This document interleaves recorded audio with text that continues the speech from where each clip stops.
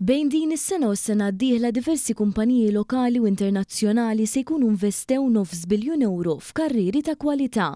Ħabar dan il-Prim Ministru mexxej tal-Partit Laburista Robert Abela waqt id-diskors tiegħu fis-sfond ta' ċelebrazzjonijiet tal-Partit Laburista f'jum il-ħaddiem fi triq il-Merkanti l-Belt Valletta.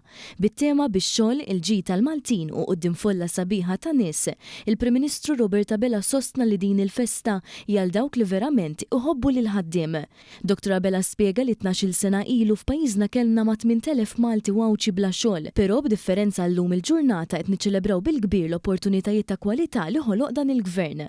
Fil-fatt dawn investimenti u oħrajn se joħolqu impjiegi ġodda f'setturi strateġiċi pa' teknoloġija diġitali, is-settur tal-enerġija nadifa, il-manifattura avvanzata, manifattura tal-medical devices, il-farmaceutika u servizzi finanzjarji. Tafu dan negozji oħrajn li semmejt kemm se jkunu qegħdin jinvestu bejniethom ma' €9 biljun, €500 miljun.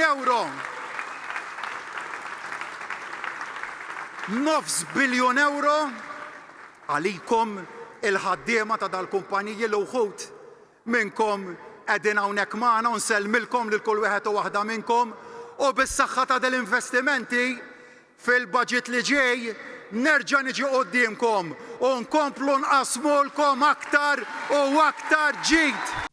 Il-Prim Ministru sostna li Malta għandha l-aqwa riżorsa, ir-riżorsa umana, il-bżulija u l-ħila tal-ħaddiema Maltin u Għawċin.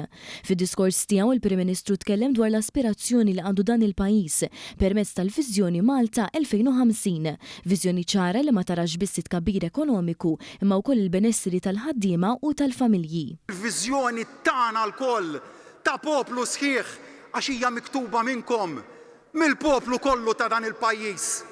Viżjoni li ma tarafx bejn laburisti u nazzjonalisti, imma viżjoni ta' poplu wieħed u maqut f'sens ta' għaqda nazzjonali. Irridunkom li tkunu intom il-protagonisti ewlenin fis-suċċess ta' għada għaliex nemmnu li l-isbaħ għal pajjiżna għadu ġej.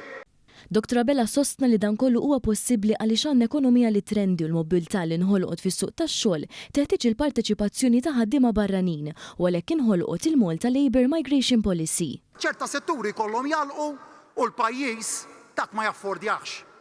Eżempju, il-kura tal-anzjani u s-settur tal-kostruzzjoni dawn imma huma l-isfidi tal-ġid li qegħdin nindirizzawhom biex nibqgħu dejjem nimxu għal-livell li jmiss għalhekk ħloqna il-Malta Labour Migration Policy taħt it-tmexxija tal-Ministru Byron Camilleri li nirringrazzjah tad-dedikazzjoni kbira tiegħu. Il-Prim Ministru temm messaġġ b'saħħtu li dan huwa l-moviment tal-ħaddiema li se jibqa' jġib il-bidliet biex il-familji jgawdu mis-suċċess ta' pajjiżna, primarjament bix-xogħol li jfisser il-ġid għall-Maltin. Għalhekk ħbib tiegħi rridu nibqgħu nemmnu f'dan il-moviment rebbieħ għax bih igawdu il-ħaddiema, il-pensjonanti, it-tfal, iż-żgħażagħ, l-istudenti, il-ġenituri, il-persuni b'diżabilità, il-familji, l-akkademiċi, l-isportivi, il-professjonisti, l-artisti, il-negozji, dawk kollha li jħobbu lil Malta u għawdex tagħna. Malta li se tibqa' miexja fit-triq tal-progress ekonomiku u soċjali. Malta tagħna li tant inħobbu minn qalbna. Malta tal-ħaddiem, Malta li ħolqot ix-xogħol bix-xogħol il-ġid għall-Maltin u l-Għawċin kollha. Grazzi.